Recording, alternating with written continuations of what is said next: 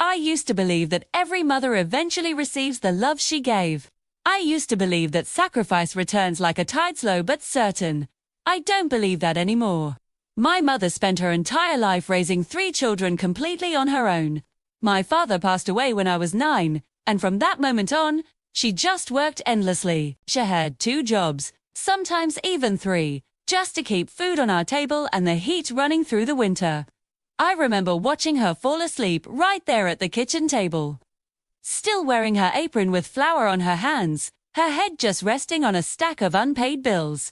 She never once complained. She never asked for gratitude. She just loved us, fiercely and completely. 2 years passed, and we all grew up and started our own lives. My older brother moved abroad.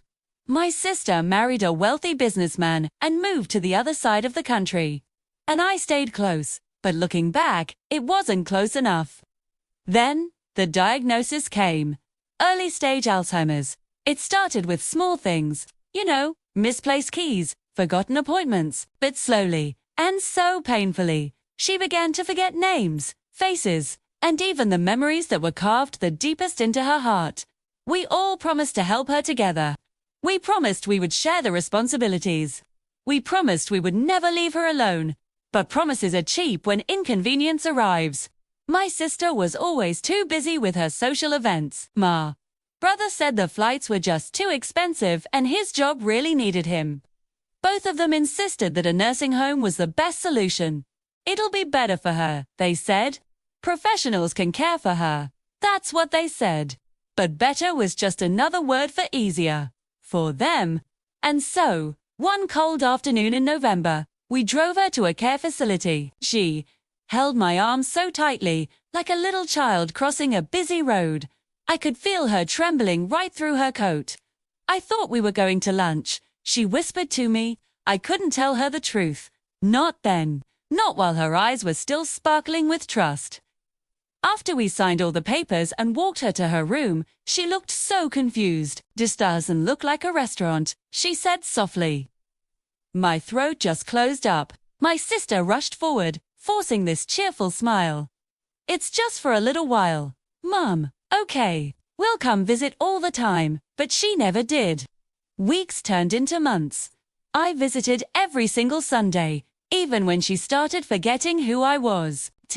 Even when she stopped calling me by my name and began calling me nurse or teacher. One day, I walked into her room and saw her staring out the window, humming an old lullaby she used to sing to me when I was a child. Her voice was so thin, barely strong enough to hold the notes together. "Mum," I said gently. Her eyes searched my face, like she was trying to read words that no longer made any sense to her. And then she whispered, "I'm waiting for my children." They promised they'd come. I had to turn away so she wouldn't see my tears. After a long moment of silence, she spoke again, and she was smiling faintly. "They must love me very much, right, too?" I couldn't answer her. I didn't know how.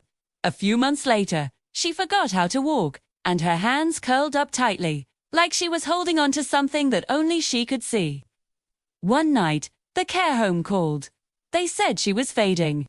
When I arrived, she was lying there peacefully, breathing so softly, like she was just falling asleep after a long day. I held her hand. It was cold, but she gave it a weak squeeze, as if she was remembering something fleeting. Then, she looked right at me with this sudden clarity just for a moment. A moment that I will carry with me forever.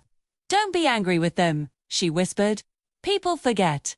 But mothers, they never do."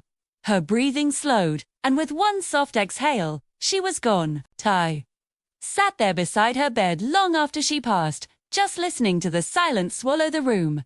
There were no flowers, no family, no goodbyes. It was just me. And the ghost of the lullaby she used to sing. Now, I visit that room sometimes.